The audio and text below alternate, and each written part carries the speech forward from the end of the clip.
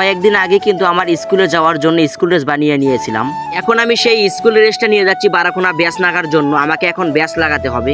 School শার্টের উপরে ব্যাস যদি না লাগাই তাহলে হয়তো আমাকে স্কুলে ঢুকতে দেবে না, তো সেই কারণে যাচ্ছি। আজকে আমি যাচ্ছিলাম ঠিক বিকেল বেলার দিকে বারাকোনা যাওয়ার জন্য। দেখতে পাচ্ছেন আস্তে আস্তে কিন্তু আন্ধার হয়ে যাচ্ছে। তার ভেতরেই কিন্তু গ্রাম অঞ্চলে আবার কারেন্ট থাকে না, সেই কারেন্ট না থাকার ফলে কিন্তু অনেকগুলো কাজ বাকি আছে। আমি আমার সাইকেলটিকে নিয়ে একটু চালু করে যাচ্ছি, না হলে হয়তো দোকান বন্ধ করতে পারে, যেহেতু এখন কারেন্ট থাকে না তার জন্য। তারপরে আমি চলে আসলাম বড় রাস্তাতে। আর কয়েক মিনিটের মধ্যেই কিন্তু বারাকোনা পৌঁছে যাব।